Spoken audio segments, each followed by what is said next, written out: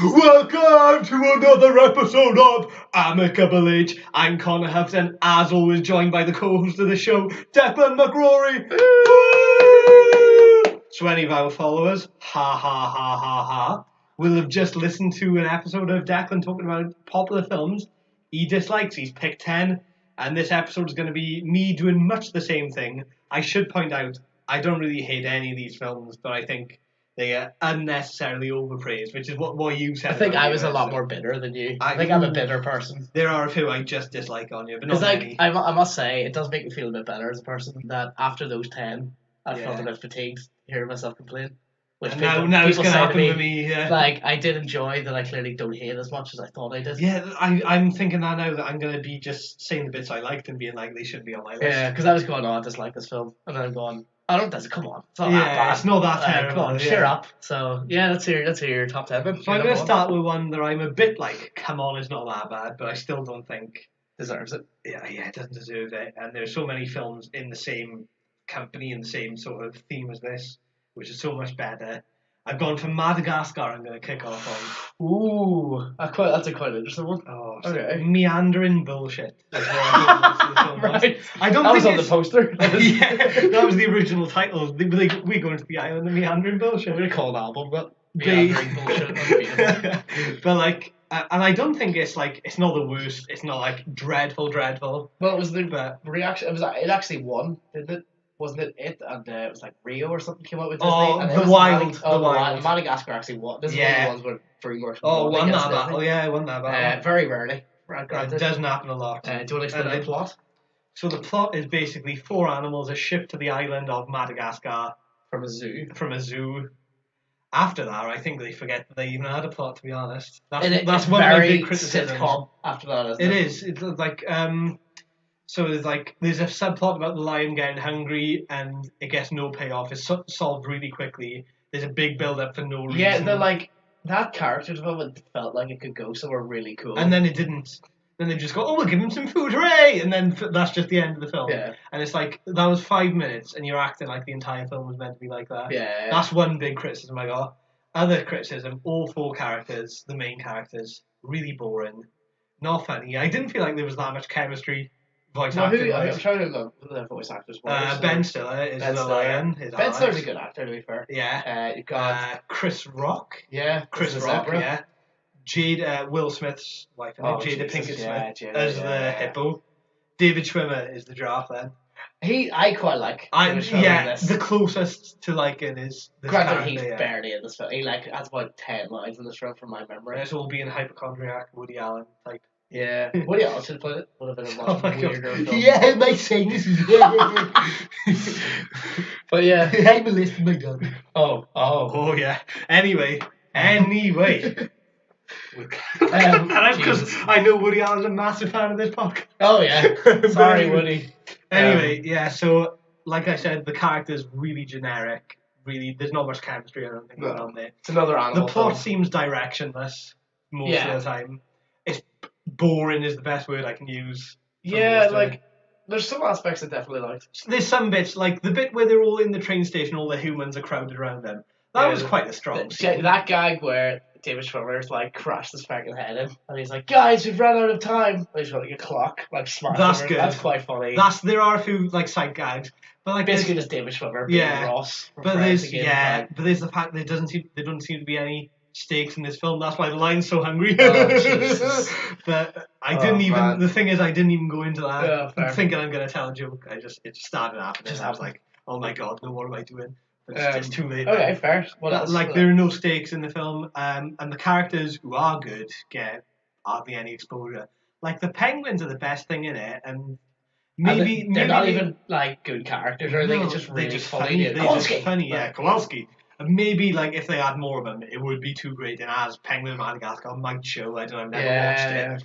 But them and the lemurs are the best things, and they don't get any chance to do anything. Who's the lemur? Sacha Baron Cohen. Oh, it is. Yeah.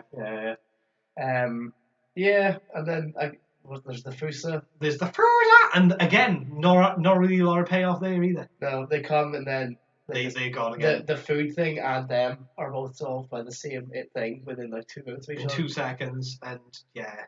And there's like no, there don't seem to be any rules in this world. Like this lion can get beaten to death by an old woman with a handbag, that's not even clever. That's just really stupid. Yeah, like, ha. And he's like, ow, ow. It's like, you're a lion. I'm not being funny. She's an old woman. And they actually depict as well. And it wasn't funny enough that I could think, oh, it's not logical. It's just yeah. When you don't laugh, you pick up the fact that doesn't make sense. Yeah. The word, but they actually word build as well, where he's trying to speak. I can't remember which animal it is. They're like, let's clear this up, and then they clarify that he's just that bit's so good. He's an animal. That bit's good. But then, how is he getting beat up by? Like they, as you said, like they're humanistic animals. Yeah. And then they're not. They're just animals. Then they're just animals. Yeah.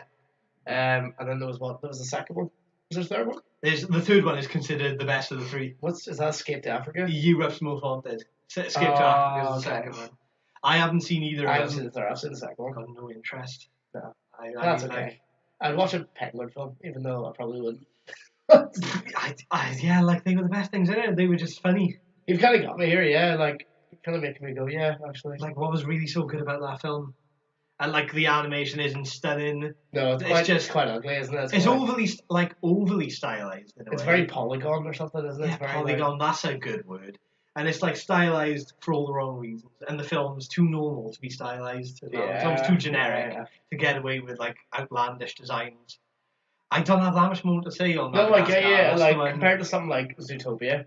Yeah, it's got no charm to it. Like no story builds its characters very well. This reverse world builds. They're can't decide. They're humans, but they do this. Yeah, they can't decide what rules they've got, and any film that can't decide on their rules already kind of lost it for me a bit. It's the whole Pixar thing, isn't it? Where Pixar build their worlds really well. And they do the opposite in this. I don't hate it. There are bits that I could watch and be like, oh yeah, that's quite funny if I watch the clip. So that's why I mentioned it first. Cause I think I did enjoy it when it came out, to be fair, but again, I was probably about 13. I didn't see it when it came out. No, okay. So my brother did, I didn't. Yeah, I don't think I enjoyed it, as in, I don't think it was aimed for me when it came out, but obviously when you're more forgiving of that. Yeah, that's fair enough. I probably would have been at the time as well, so I probably looked like rose-tinted glasses. I think we're both going to be awful bringing kids to films and being like, you're wrong for liking this. That's why I don't want kids. I don't want to bring in a child in the world with bad taste in films. They only watch Citizen Kane as a child. That's the only film. That's Stanley Kubrick. I'm gonna treat it like a mental illness. The next I'm gonna do Split 2, and it's about like a young James McAvoy who's got a bad taste in films, and that's his big problem. Fair. But anyway, so Madagascar. I'm gonna go on to we'll say number 2. I don't know what you think about this film. I Am Legend. Oh, that's an interesting one because the book's amazing. Yeah, that's one of the criticisms I'm going to mention. There's actually more than one film of this, I believe. I know. Omega Man, Last Man on Earth. Last Man on Earth, yeah. And then that's quite good. And then there's apparently it's the most similar to the source material. Oh, this one is. No, Last Man. Yeah. I think it is because this one's nothing like it. No, they've just taken. There's a plague and there's a guy called Robert. It's basically like you've told me it drunkenly at 4 a.m. and I've went, I'll make that into a film. Yeah, and I've never I know. Read it again. Yeah. And it's just really boring. Will Smith. He saves it a bit, to be honest. Like, I mean, he's not bad in this, but he's not. Yeah. Not his fault. Not his fault. Not his fault. And especially this was in the period of him, playing the single dad. Who has to make a living. So and he averts the trope in this film. Yeah, so that was nice. Really boring. He was quite good, but there's not enough build up on the fact he's alone. You see the bit where he's like crying in the face of a mannequin, but it's a bit like ham-fisted. So like even that doesn't. I enjoyed the mannequin scene where he walks in. He's like, "Hey well, guys, Sarah." Yeah. Like, that was fun, and then. They instantly shoved it down your throat. That's what I was gonna say. Like, get it, he's sad. Why aren't you talking to me? Yeah. It's like, all right, well, you've just shoved it a bit. Like, it would have been better if they just left it with, "Hey guys, and a bit more stuff like that would have made it better. And then there's like things that I like when he meets people. They're so underdeveloped. You can't feel happy for him because they're really boring people. And he's like hero worshiping Bob Marley, and you're like, all right, he just made a few songs, mate. Chillax. Yeah, they also do that. They also do that thing where like, what if the kid doesn't talk deep? It doesn't really work. No, it doesn't really work. It just makes a boring film. The Valhalla, is that what the place is called? Or Eden or something? Yeah. I can't remember. The monsters are rubbish as well, I should say. They're awful. They look really bad. Do you know who did their voices? This is a fun fact. This is going to be something Benedict Cumberbatch or something like that. No, Stupid, like. you know Mike Patton from Faith No More? No, really. That's So bizarre. they just heard his music and went, "That's a bit monster." Yeah, they picked like a good singer to go. Like what a waste! They're Like just, what a waste! get one of those metal bands in. Should have made him They can talk. shout. And there's like They talk in the book. They talk in the book. They talk fine in the Which book. is the point. Which like, is the point. Yeah. Yeah, because there's like this really compelling twist at the end of the book, and it's like it really turns the zombie genre on its head. When this was in like the 70s, so it wasn't. No, probably even before Wouldn't be the that 70s. new now. Yeah, but like it turns it on its head, which would have been so groundbreaking, and I think it even is in a way now because you still don't see it in many films. No. And when they get the chance to do it, as this film proves, Even they if go they've in done it generic. badly in this film, I think that's what Still Last would Man be on Earth better. does. It doesn't do the book very much justice, but because the book's so good, it gets away with it. Whereas I imagine trying to do something like I didn't know what it was trying to do.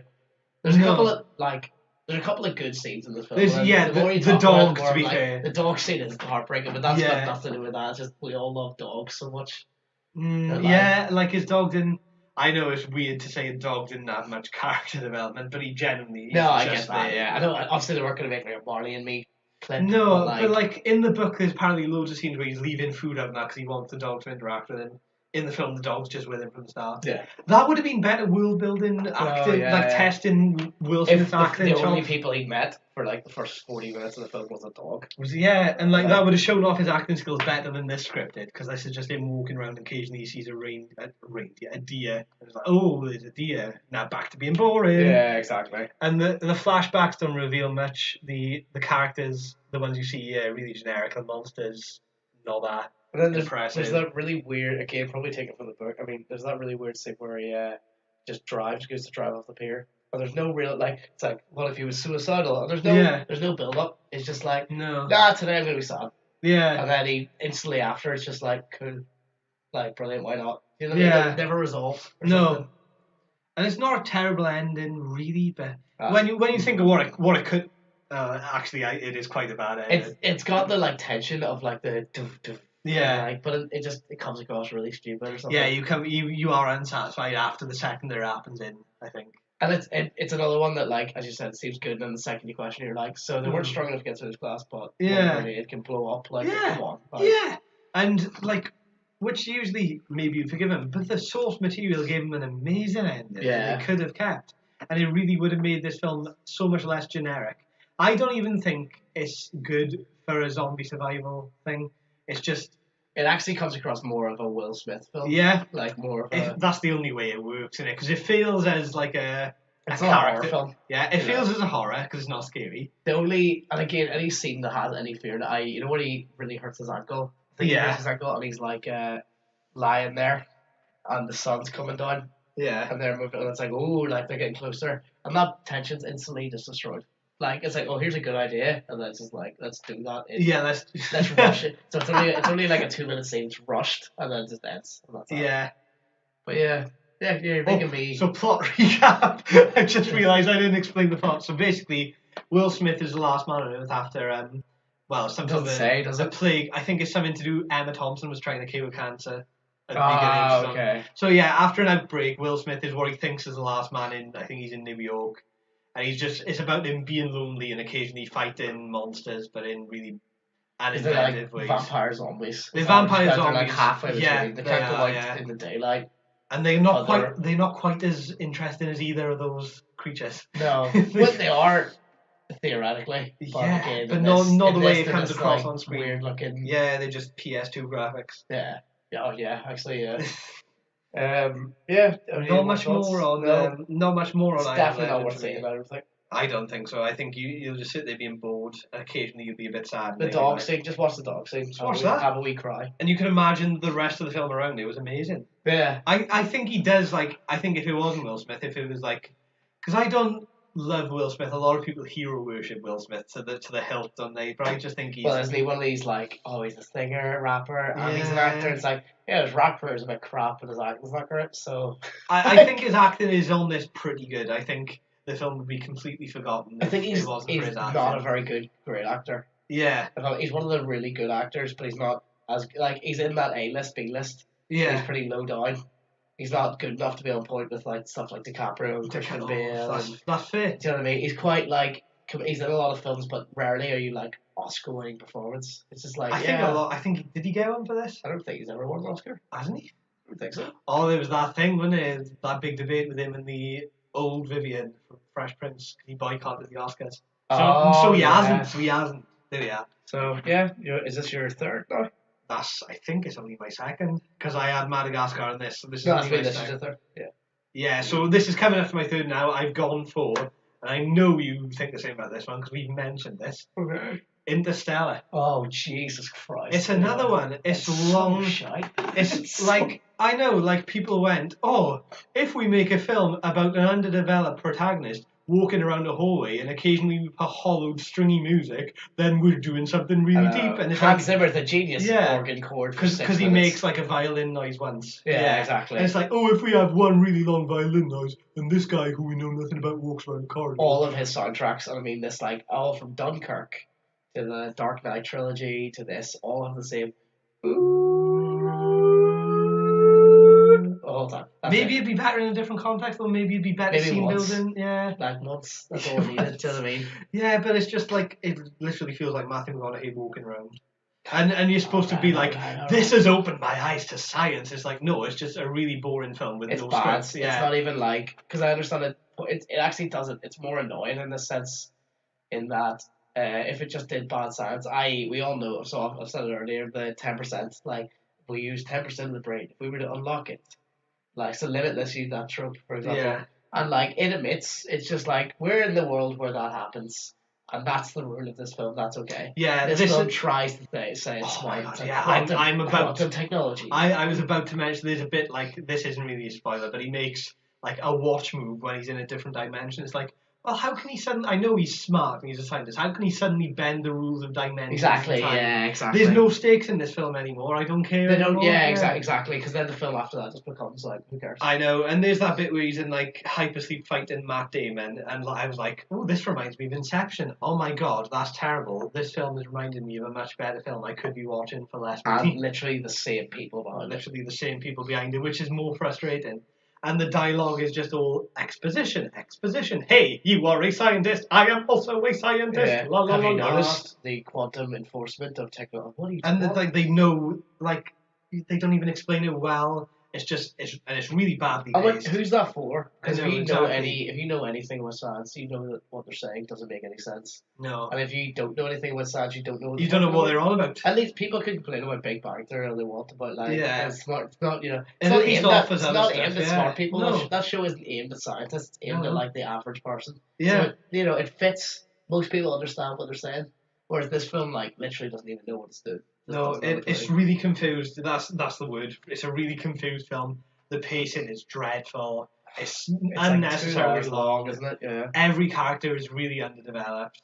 Like I mean, really underdeveloped. It might as well be random scenes at some points. Yeah, it really should. Just can we just watch Space Odyssey? I felt always. Yeah, that's much better. I don't think I had any. There's no real emotional impact. It's very forgettable. It's really forgettable. It's like Avatar, except where Avatar still is kind of obviously like Avatar was a big like I'm gonna make something really compelling, and even though it hasn't stood the test of time as it thought it would, it's still the highest grossing film of all time. It's still a very beautiful film. It's visually good, yeah. This isn't even visually good. This is just all gritty, weird, like gritty in space. Is that right? That's Chris Nolan. That's what they say. Everything. He can make a pretty film, but it doesn't do anything. Like. And sometimes that's not a bad thing. In other films, it does work. Yeah, exactly. And I don't hate every film he's done. There are a few I think generally. I think he's getting to a point now where I'm starting to just like if he'd stopped or he'd slowed down after Batman, maybe Batman or so. Okay. I'd be like, maybe he's quite good, but now that he keeps putting out more and more crap, he's basically shitting on the focusing on the things, shitting on Memento, he's shitting on the Prestige, focusing on the things that were bad about those films, exactly, magnifying on them is what he feels like he's doing. Dark Knight, oh wow, like a gritty superhero film. What if I took the worst parts of Dark Knight and made it into Dark Knight Rises? What if I made him an invincible hero who can climb up a well after his back's been broken? Sweet, no problem. Yeah, exactly. And then he can get back to Gotham in 5 minutes from some remote prison. Oh, you liked a compelling villain? What if I wrote a very awful one? Who wants to blow up Gotham? Yeah. Crab face. Crap. Right, But so yeah. that's Interstellar. That was my Yeah, wrapped don't up watch thoughts it. on. Yeah, Literally don't. I didn't even bother explaining the plot because there's not. There is no plot. There's not one. Space, the final frontier. Yeah, that's it. That's it's a basically good. the Planet of the Apes intro. It's basically Yeah. the whole film is what they're trying to. Or Doctor Strange. I don't know. Yeah, I nearly put that on my list. Obviously, on Doctor my Strange. list as well. Don't see that either. Okay, Oh, yeah, so sorry. Interstellar that was. Yep. Now the next one I've got, and I was skeptical about this because I didn't know it was loved, but I checked Rotten Tomatoes and it's the newer Godzilla with like Okay, the Giordia one, yeah. yeah. Okay. So with Aaron Johnson and Bryan Yeah. Cranston, again, badly paced and boring. Really? Okay. Generic. Apart from Bryan Cranston's character was really developed, and that beginning scene. Well, Bryan Cranston's great. Right, yeah, but like even if it wasn't in play there, I think the writing for his character would have been quite good. Fair. Okay. And I was like, okay, we're on to something good here. And like, doesn't he accidentally cause everything? Yeah. So yeah, it's like whoopsie doodles. Yeah, so Bryan Cranston and his wife's important too, isn't she? Yeah. Yeah. So like, Bryan Cranston accidentally causes the outbreak of Godzilla. The rest of the film is about his son dealing with the afterbirth of giant monsters in the city. But there's like, Godzilla is really not that interesting to look at, and if it's not interesting to look at, what else is there offer you? It's just a big. It's like a black blob. It feels more like rather than trying to make like Cloverfield, they then decided to make the original Godzilla again. Yeah. Like which everyone hates. Matthew Broderick. Right? Yeah. Yeah. Yeah, which I can't promise because everyone hates it, so it's against. I didn't realize I hated that film wasn't until recently. Like, it's really slammed. But like this one. Like the main, like Aaron Johnson's character is really generic. I don't think it feels like he has no lines, even though you see him all the time. Yeah, fair. His girlfriend is really underdeveloped. It's like they wanted you to care about him, but they give you no impetus to him. Yeah. Godzilla is just another monster, a big black blob walking around. The bit where Godzilla breathes fire, that was quite good. That was like, oh, that's cool. Yeah. But it felt like if it wasn't in the last films, it'd feel like a bit of an ass pull. Yeah, okay. So like I just found it boring. It was all they were like, it's a dark plot, so let's make everything great. Again, that they do all the time. Doing this, like, and it's really like it really falls victim to that. And yeah, I think I don't have that much more to say about it. I just found it like long and boring. I didn't realize it was that. Liked. I don't know anyone who doesn't like it. Really? No. It's definitely an improvement. Yeah. I must say. And I was thinking like, all right, they haven't made it all about Godzilla. And I'm glad they didn't because that would be boring. But then the people are just as boring. Fair. Okay. So it's like they've missed. It's like I Am Legend is just full of missed opportunities. Yeah. So that's Godzilla the 2014 one. That's where I've got the. Was it 2014? Was it? I think so. Yeah. Could be a bit older or newer. The next one I've got is another dinosaur film. Jurassic World. Okay. Do you like this film? I feel like I know exactly what you're going to zero in on. I didn't dislike it. I remember my exact words because I saw this after one of my A-levels, I think. And I think my exact words when I walked out of it was, "Well, I went to see dinosaurs and I got some dinosaurs." Like it wasn't a very well written film, but I did get some horrendous dinosaur acting, which was exactly what I wanted. I'm gonna say the same as I've said for Godzilla and I Am Legend again, and Interstellar, badly paced and boring is what I felt. It is badly paced, really badly paced, and like the characters again, they're so bland. Chris Pratt, literally just like he carries the film by being Chris Pratt again. I don't know. I thought he was dreadful. I mean, like if you got anyone, this is crap. This is crap. Chris Pratt, I think it is even with him in it. To be honest, it's like. I have to go to get a glass of water, but I'm going to be flexing every muscle in my body and lifting my shoulders up like a man while I do it. And I am going to speak like this. I'm going to swing. Oh, Bryce Dallas Howard. Yeah. She's also She's really flat. Likeable. The dialogue is really forced. It's really like so false sounding. The kids on the train. The kids, so I don't care about them. They had no development at all. They were like literally they just threw in the divorce parents. Remember they're like sitting there like, what do you think mom and dad are going to do when they get divorced? Like, is that what we're doing? Is it? Yeah. And like, there's the bit where Judy Greer is their mother, isn't she? I think so. And she's on the phone to Bryce Dallas Howard, and Bryce Dallas Howard is really busy. And she's like, but I just wanted you to spend time with my boys. It's like, the woman is genuinely busy. Why are you bursting out into tears now? There's so many failed attempts at really bad, really half-assed domestic drama in a film about dinosaurs. I know, you're waiting for the... Yeah. And there's the bit like where one of the kids goes, "Where's the alpha male?" And Chris Pratt goes, "You're looking at him." But he literally swings his arms in every possible direction and flexes about 50,000 muscles while staring grimly into the screen while the doing raptor plot could have been really interesting. And it wasn't. Like, the idea of taming dinosaurs would have been an idea. Yeah. Whereas he literally jumps in and he's like squad A, go! It's like, are you mental? Is that all they've done now? Yeah. And they don't take advantage of like all the visual opportunities they had. No. Which, and I don't even love like the first Jurassic Park film. Like, I don't think it's amazing. I think it's another one kind of like my Indiana Jones. Like, I think if you lived it was a lot better. But in hindsight, it's been like, but it is just dinosaurs in a just park. a film, yeah. But like, they at least look better in a way. I felt like it had more charm to it. The T-Rex looked just as good as the new one, which says a lot because there's 20 years between them or something crazy. And there's like one bit that really frustrated me about this film. Like, they really like, oh, we gotta find the kids. Right. So basically, 2 kids go missing in the rebuilt Jurassic Park, under the custody of their aunt, and Chris Pratt has to go get them back. And the aunt and him used to date, but there's absolutely no spark between them at all. No. There's nothing genuine about their relationship. It's one of those, you two used to date? Yeah. Yes, we did. Ago. Oh, you were an ass back then. Oh, you were no good. Oh, shut up. Yeah, it's like, well, is this a sitcom? And there's one particular bit where Chris Pratt and Bryce Dallas Howard, they're running around like, gotta find these kids. We gotta find these kids. Then they see a stegosaurus that looks mildly winded, and they stop for about 5 minutes and go, "Oh my god, a stegosaurus is mildly winded." You and nephews could be dying somewhere else in this park, and you stopped for that. The dinosaurs OP as hell. The dinosaurs OP as hell. I know that Jurassic Park is a bit corny, but like at the end of the day, it's just a T-Rex. Yeah. And the second they get rid of the T-Rex, that's it. There's no bull. And then the Raptors make, again, a little bit OTT, like, oh, they open the door, but it's not extreme for this to happen. Whereas in this film, this dinosaur literally takes out like 100 dinosaurs by itself. It was a fight for T-Rexes. There's no stakes if the one exactly. character's that good. It's like how they're gonna have to find a really manufactured way to beat it. Yeah, exactly. Good.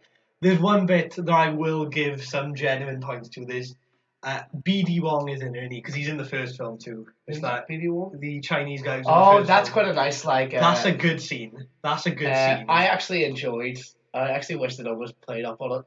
Yeah. Nick from New Girl, Jake Johnson, the Jurassic Park T-shirt. Yeah, it's a nice nod, and she's like, "Is that not quite disrespectful?" And he's like, "I'm sorry." That's cool. Fine. Yeah, that's more of that would have been good. But there's a scene where like BD Wong is talking to one of the other someone who works in the new park, and this guy's like, "But this is all dangerous," and he's like, "Yeah, you knew that going in. You asked for more teeth." It's like a "be careful what you wish for" type moment. And that deserves a much better film. Have you heard the twist? The twist in the film is that, like, when they're saying it's part raptor and part T-Rex, and then, like, I can't remember what it is, but they say, like, it's bits of this, bits of that. Spliced together, and then they're like, and there's this other one, and they never say what it is, and then he goes, like, it's raptor. And there's like, I think, a Reddit theory where they're like, maybe it's human. That's why it's so smart. Which is almost a clever idea. That would have been cool. It's an M. Night Shyamalan twist, isn't it? I think that would have made the film a bit better. They say there's like a chemical X. They don't say what the last dinosaur is. Chemical X? Like, that's what makes the Powerpuff Girls. That's what I'm getting at. Like, they have like a... And then, oh, right, they don't say no, they don't say chemical X. Oh my god, I was wondering, how did they not make the link to Powerpuff Girls? No, they say, like, there's another thing. And then Chris Pratt then later on is like, it's raptor, that's what it is. But people say, like, what if it was actually human? That would be cool. But yeah.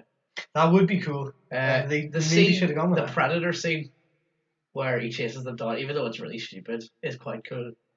Yeah, that's not bad. But the stakes are down again because they shoot at this thing. And why? Why? They're just wasting resources. I don't know. Yeah, I get this. It's better than Jurassic Park 2. But that's not difficult. Probably. But it's still, like, it wasn't worth the build. It's like Finding Dory, you said. Wasn't worth the build that many years. And then they brought that out. A trilogy? Yeah, they're doing another one. They're filming somewhere in Wales, actually, as well. Oh? Yeah, in Newport, I think. Which is, like, right. Are they mad?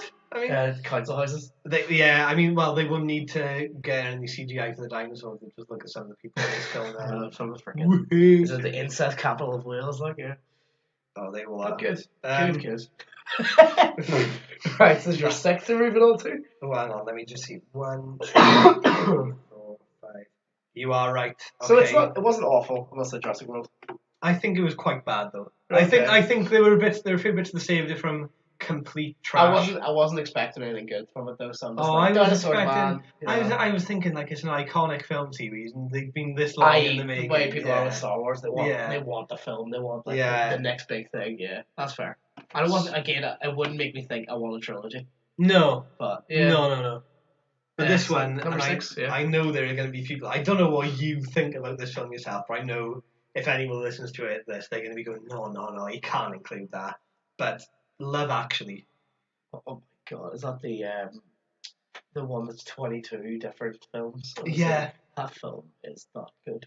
Yeah, That's so not good. basically, I'll just recap the plot. It's a rom-com, a very series of It's vignettes. the Christmas film. The Christmas film, it's like apparently. the most romantic Christmas Yeah, film. so it's a rom-com, and there are a series of short stories. Very And forgetful. it's got an all-star cast. It's got an all-star It's got cast. like Hugh Grant. It's got Colin Firth. Yeah. Keira Knightley. Keira Knightley's in it. Keira Knightley? Yeah, Keira Knightley is in it. Who else? There's Bill loads more. Nighy. Bill Nighy, yeah. Bill Nighy, I should say. Bill Nighy, yeah. Not Not the science guy, not the science No. guy. So basically, yeah, it's a series of vignettes, and they're all loosely related to various It's all methods of happening at love. the same It's all time. happening at the same time. The guy in this, thinks of it as well. Snape, what do you call him? Alan R.I.P. Rickman. Alan Rickman's in it, yeah. Is he? What does he do? He's the scumbag. Oh my boss. god, of course he is. Yeah. No, I mean, like, the film is so crap, I forgot. Yeah. No, actually, no. I don't think it's a crap film, but I was seriously underwhelmed. Yeah, because I didn't watch it as like, well, it's not that old, but it was one of those films like, I was told, you have to watch it at Christmas, you have to, and I watched it and I was like, alright. It's another one I just describe as boring. A lot of the jokes fell flat for me. Yeah. The characters, you don't spend any time in any of them to care enough. It's very, There's like, nothing really... everyone has to fall in love. Yeah. Like Colin Firth's bit where he's with the Spanish woman, girl or something. Someone who doesn't speak and his language. She doesn't speak English and he doesn't speak. When I said they know nothing about each other. They just stare at each other blankly. Yeah. And he'll be like, "Do you want a cup of tea?" And she's just like, "What?" And then he's like, "Will you marry me?" Yeah. What? Like what? It's so forced. It's so unnatural feeling. One or two stories are funny. Like there's that one about this one guy wants to go to America because like they all love British accents around there, and then he gets labels. Yeah. That was funny. Like that one didn't take itself so seriously. The others, it's like a lot of it felt like the bad romance. Yeah. It felt like we were saying like like Pitch Perfect. Let's have a romance in it as well. It felt like that, but that was 10 of the plots. Yeah, there were 10 of the plots, and it felt like the writer thought, Richard Curtis, I think, wrote it, felt like he thought he was doing something really profound and really heart-wrenching. Yeah, and he's not. He's just making a dirty rom-com. He's just making boring characters look at other boring characters and be like, wow. And like it's overly saccharine. It's really sugary. If I had to sum it up, I'd say Hugh Grant plays the Prime Minister.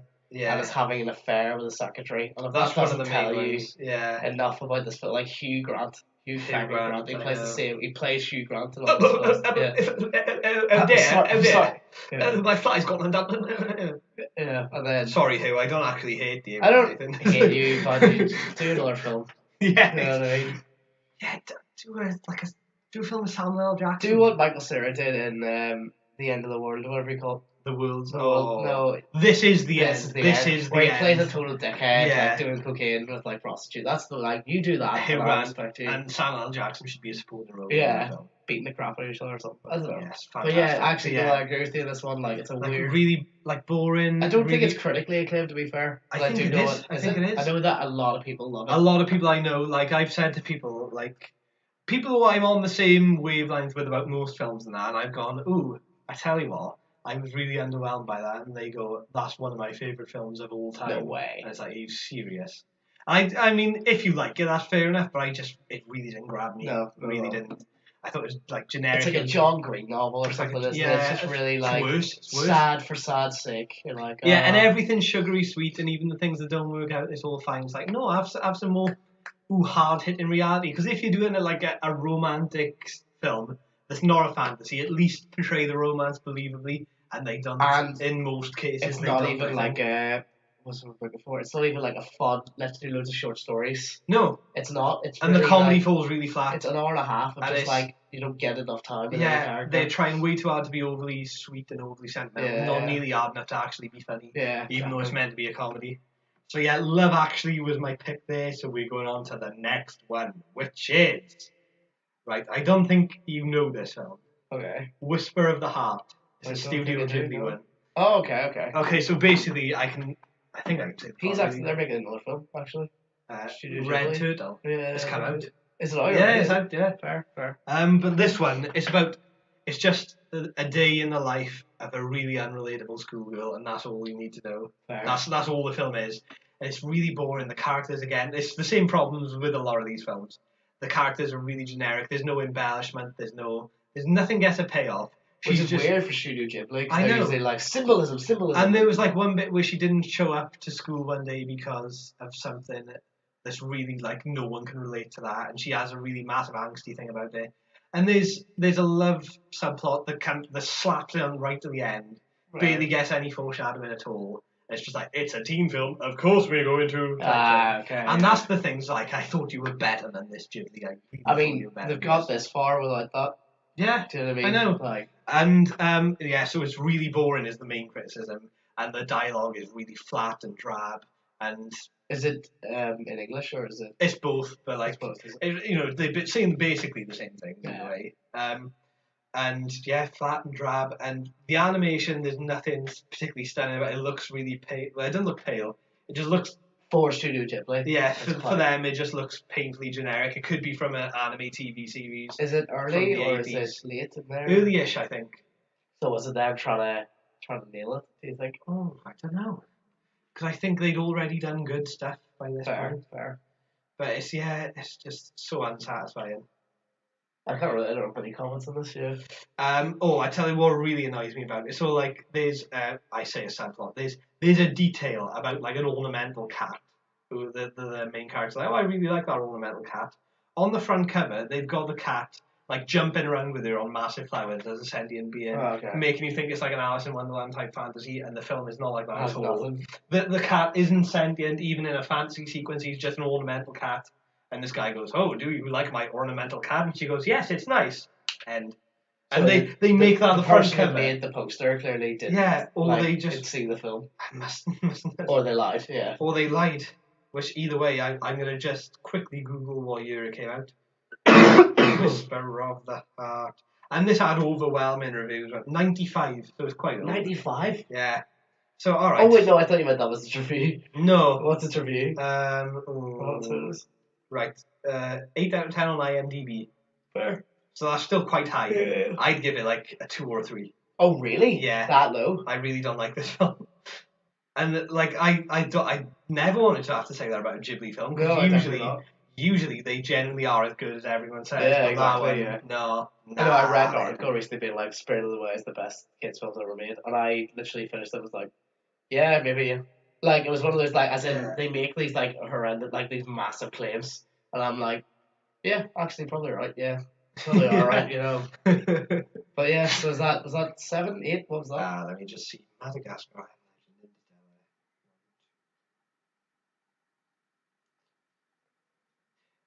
I think that was 8. Madagascar. 7, you were right. Sorry, yeah. Okay. The next one, even though I just said I never want to say that I've got another Ghibli film, I've got another one on you. No, you don't. I genuinely do. This isn't the raccoon one, is it? No, I like that. I like that film. It's called Pompoko. Yeah. I've gone for the Tale of Princess Kaguya. You've told me I've about told this you one. about this I'm really bad with Studio Ghibli films. They've always been on my... I've watched a couple, but it's like I've only watched a few of them. But yeah, I really should sit down. There's like, 20 really to get through, isn't there? Yeah. Same problems with pretty much every film in this list. It really bored me. Underwhelming. It really bored me. It really underwhelmed. The characters are really boring. Their actions are really inconsistent. Yeah. There's no payoff or anything. But basically the plot is a bamboo cutter finds like a child in a bamboo shoot. So it's a bit like Thumbelina. But she grows like really quickly like a bamboo would. Okay. Which, this is all sounding good. This is all sounding like it's got potential. Artsy, yeah. Yeah. And then he finds like gifts inside other bamboo shoots, and he takes her to a palace where she can live as a princess. And then it goes downhill. Then it gets really boring. And like, it already spends too much time on things that are really unnecessary before that. So there's like the kids around the area that she lived before she was a princess. They call her Little Bamboo. and there's literally a gang of them going Lil Bamboo, and it goes on for about 5 minutes. And it's not even a clever. It goes on forever. If they had if they chanted it twice, it'd be like, all right, okay, I should walk past. That's just characterization, but like it goes on forever. They might as well just be going, this doesn't have a plot yet. Filler. Yeah, but like the art style, some of it looks stunning, but I think even the art style gets really overhyped. Okay. There's a few characters who are literally just circles with 2 dots right and a line for a mouth. And like, how is that amazing? Art. How is that amazing? If you saw that on a series you already didn't like, you'd be like, they put no effort in. Yeah, it's the classic, isn't it? Like, when like a professional artist does something, like, art. Wow, if Banksy does something, it's like genius graffiti. If I did it, it's a monkey sitting down. Yeah, totally.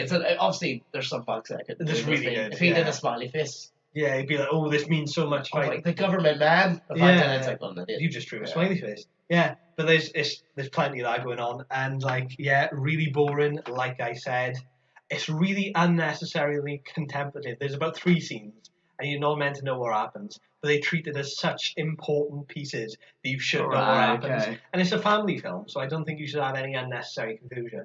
And like the director's got an explanation for it, which makes perfect sense.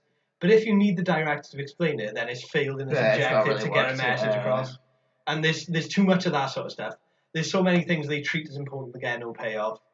The ending almost saved it for me because it ends quite inventively. Oh, really? But it's just like it takes 2.5 hours to get there. Yeah. So it wasn't worth it. And Is there a good film in it? Do you think, or if they cut it down a bit, and if they made the characters more interesting, if they spent less time on like pointless over expositional dialogue, and if they didn't have these unnecessary scenes that get no payoff, maybe, but like this it's too far gone by the time you're about halfway through. I think the problem is with like, and it's really pretentious, and they not that's usually. The problem with Studio Ghibli films is like the second you switch off from it, it's shite. It's awful. Like it's like, oh, here we get it, art, we get it. Like the second you stop thinking it's good, it goes really downhill. Do you know what I mean? 'Cause it requires so much from you. I don't know. I don't know, because there are like Princess Mononoke. I love.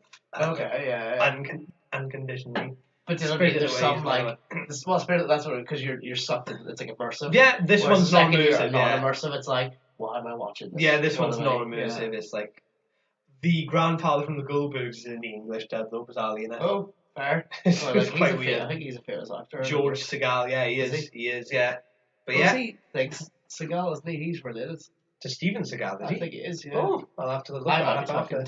I'll look it up after. Fun facts. So yeah, The Tale of Princess Kaguya, that was my next pick. I don't advise watching it, but a lot of people love it, so you might be one of them. Watch the Studio Ghibli. Watch it, yeah. Well, watch them in general, definitely. Yeah.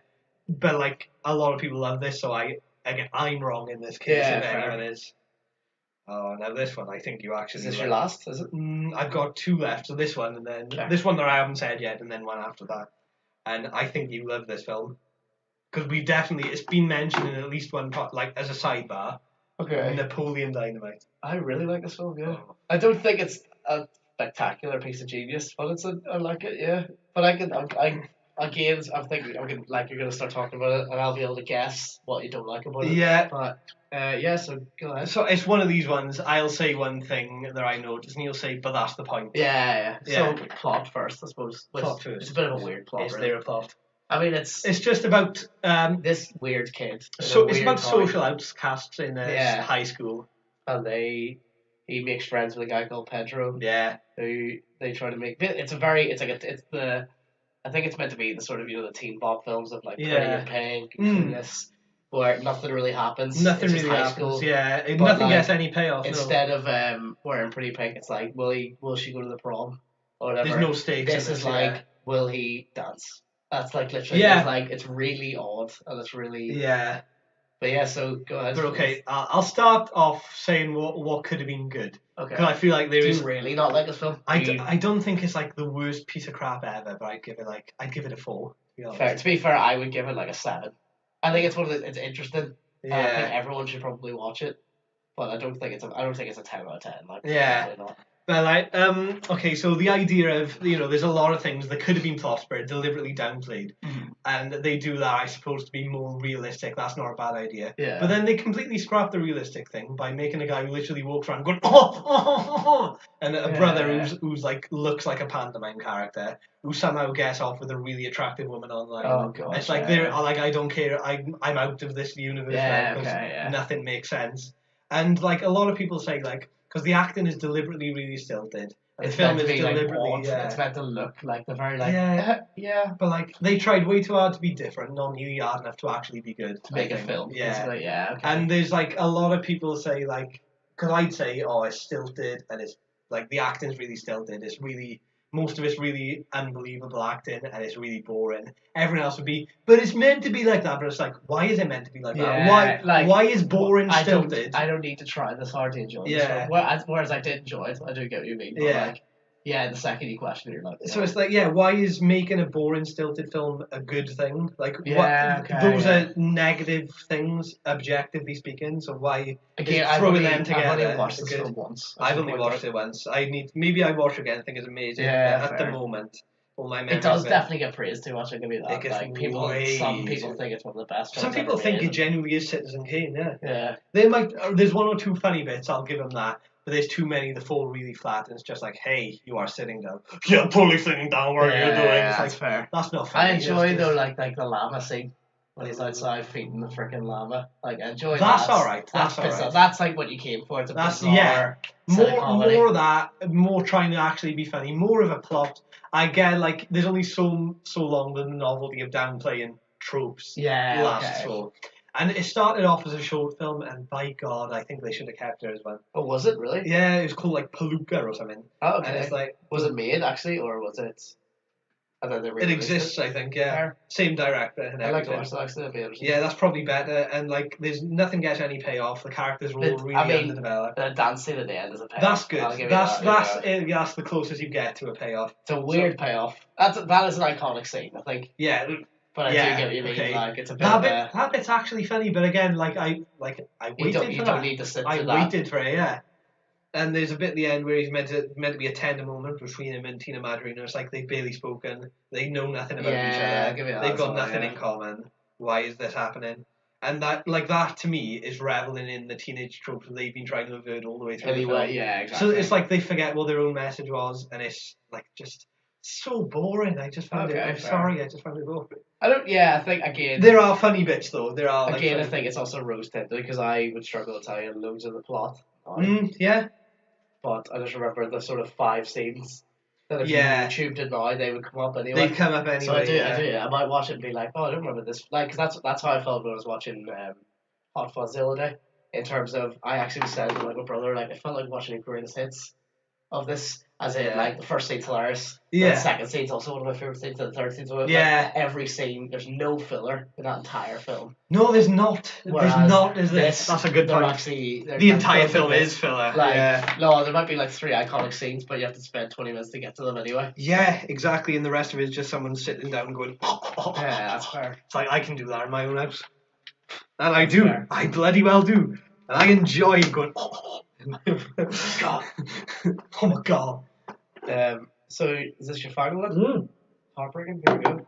I think now this is the one that I don't know. It's probably not the most popular in a critical circle, but I've never met someone who's ever said a bad word about this.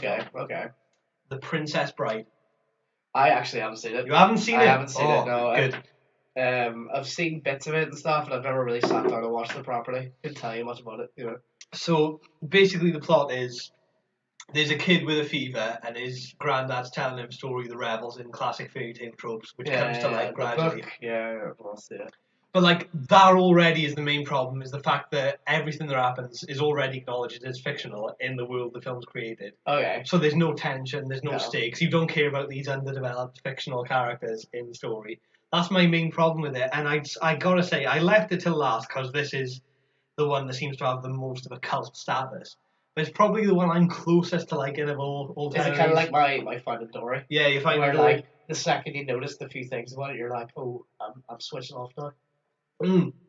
So yeah, the big thing is that the fact there's a frame narrative, which you don't care about the characters involved. The kid involved is a very generic little kid. Yeah. The granddad is really ham-fistedly acted as just, I'm an old man telling you a story. And like the kid is like just, oh, but this thing happened. It's like really stilted. It seems really stilted. It's as stilted as the fantasy that's going on at the same time. If they just had the bits that were the fantasy going on at the same time, it'd be quite good. I think it'd be a much better film in every way. But it distracts so much from the flow. Intermissions or something. Yeah, and it distracts really from the flow of it. And then there's a bit at the end where there's like really clunky, really badly planned character development. Like, there's one bit where they say like, the characters are really flat in the story, like I said. But there's one bit, well, the guy isn't, but the girl definitely is. It's just like, she's pretty. All you need to know. Okay. Yeah. So it's like, oh, she must be a really good person. No, she's just attractive. Yeah. But yeah, there's one bit where like they kiss early on, and the kid's like, ew, that's disgusting. And the granddad's like, one day you may not mind so much. Shut up. Yeah, and like that, you think, all right, maybe. But then later on in the story is like, they kiss at the end, and the granddad's like, I'll skip over that. And the kid's like, no, don't I want to hear it? It's like, he's matured that much in 5 minutes. Quickly, yeah. And then the bit is so like saccharinely written. It's like, this was the wettest, most endearing kiss known throughout the kingdom. It's like, God, because you lampshade the ridiculousness doesn't make it clever. Doesn't make it. In this case, it doesn't make it clever. It doesn't make it funny. Just don't use something ridiculous. Use something more original. Use something that works.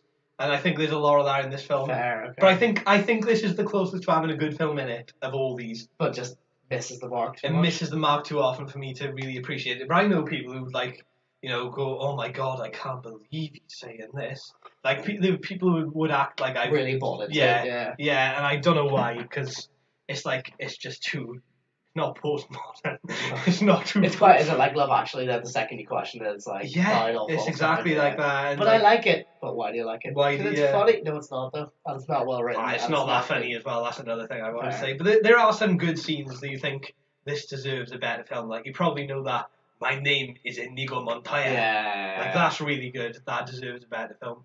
Even though the backstory surrounding him is perfectly generic, and you know as Kevin is still quite well executed. Okay, yeah. So that there's like, executed, prepared to die, executed. Yeah. Didn't even do that on purpose. But second time. I know, I'm zinging these out. So yeah, that is my last pick is Princess Bride. Fair. So that's all we've got time for today, folks, on the, this is a 2-part episode now it's been, hasn't it? Yeah. It's a goodbye from us at Amicable H.